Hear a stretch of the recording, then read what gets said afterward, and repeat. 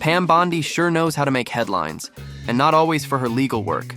The U.S. Attorney General seems to find herself in one controversy after another. Remember the whole Epstein Files scandal? The DOJ may be releasing the list of Jeffrey Epstein's clients? Will that really happen? It's sitting on my desk right now to review. I said I had not reviewed it yet, that it was sitting on my desk. Our memo on Epstein clearly points out that there was no client list. Well, now she's back in the spotlight again, this time thanks to Saturday Night Live. Do you affirm the testimony you are about to give before this committee will be the truth, the whole truth, and nothing but the truth, so help you God? No. Thank you. But here's the thing. Pam doesn't get offended easily. Instead of firing back, she joined the fun. After SNL aired a cold open with Amy Poehler and Tina Fey playing her and South Dakota Governor Kristi Noem, Bondi took to X and wrote, "Secretary Noem, should we recreate this picture in Chicago? Loving Amy Poehler." Now that's one way to handle a parody. That's right, it's me, Kristi Noem. I spell my name with an I because that's how I thought it was spelled. And that wasn't even her first headline of the week. Before the SNL parody, there was another awkward situation involving Donald Trump. According to the Wall Street Journal, the former president accidentally made a private message public on Truth Social, where he complained that not enough was being done to prosecute his political opponents and urged her to act faster.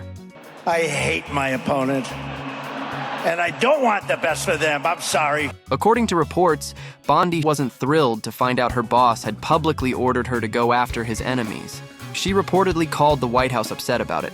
And not long after, Trump posted another message praising her for doing a great job. Classic Trump move, right? And I think the Attorney General's handled it very well. But really, Trump and Bondi go way back. She's been one of his most loyal allies through every scandal, impeachment, and political storm. They probably crossed paths in Florida long before she became the state's Attorney General in 2010. After all, Trump's been a fixture there ever since he bought Mar-a-Lago in Palm Beach back in 1985. In 2013, Trump's foundation donated $25,000 to Bondi's campaign, right as New York moved forward with a lawsuit against Trump University. Not long after, her office in Florida decided not to pursue a similar case, which, let's be honest, sounded a little too convenient. Bondi denied any connection, while Trump brushed it off, saying he'd known Pam for years and never spoke to her about that at all. From then on, Bondi's loyalty was unmistakable. She publicly endorsed Trump in 2016, took the stage at the Republican National Convention, and helped lead the crowd in that famous "Lock Her Up" chant about Hillary Clinton. Later, she even joined Trump's legal team during his first impeachment trial. And yes, he was acquitted.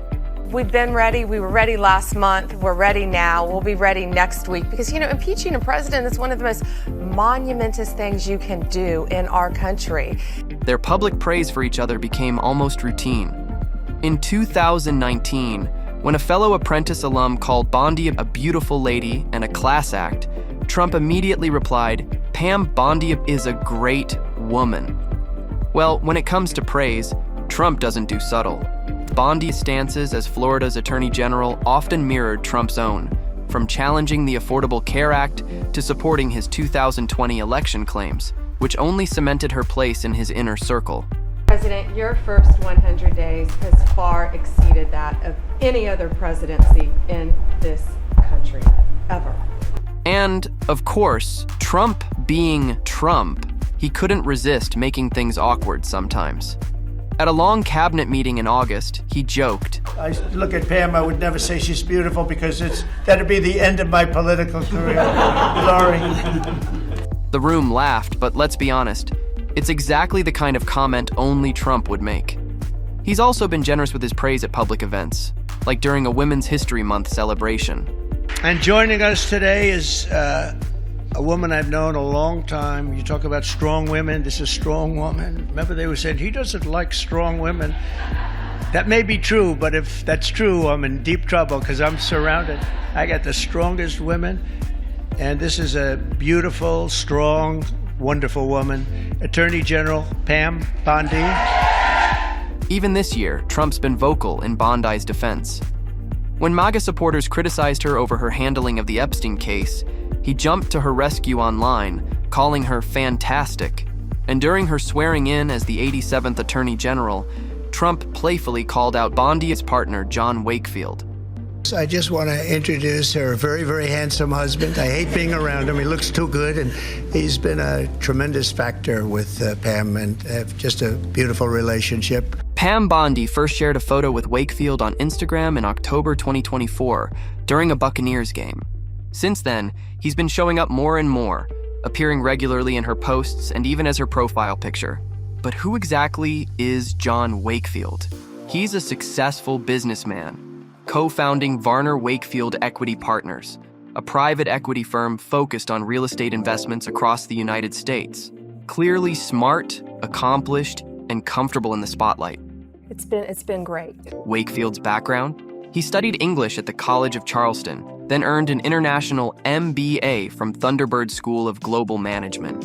Wakefield also has 3 kids from a previous relationship, and if you check out his Instagram bio, it proudly reads, "My 3 monster children are roaming the world." Sounds like a fun dad for sure. Now, here's where things get interesting. At Pam Bondi's swearing-in ceremony as U.S. Attorney General in February 2025, Donald Trump casually referred to Wakefield as her husband. You know what? We all adore Donald Trump. And yes, they've both been spotted wearing what looks suspiciously like wedding rings. But no formal announcement has been made, so we're all just reading between the Instagram lines for now. But Wakefield isn't Bondi's first husband, nor her only past relationship. Pam Bondi has always been in the spotlight for her professional achievements, but when it comes to her personal life, especially her relationships, she's kept things pretty private. Still, over the years, a few key details have slipped through the cracks. And let's just say there's a bit to unpack. Born and raised in Tampa, Florida, Bondi studied criminal justice at the University of Florida before earning her law degree from Stetson in 1990. And that same year, at just 24 years old, she also said "I do" for the first time. She married Garrett Barnes, but the honeymoon phase didn't last too long. Their marriage ended after just 22 months.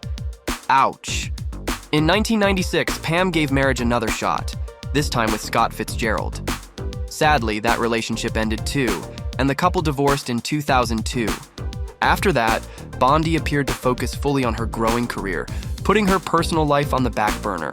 You want to do everything at once, and there's so many great things we can do for our state, but you learn that you have to prioritize.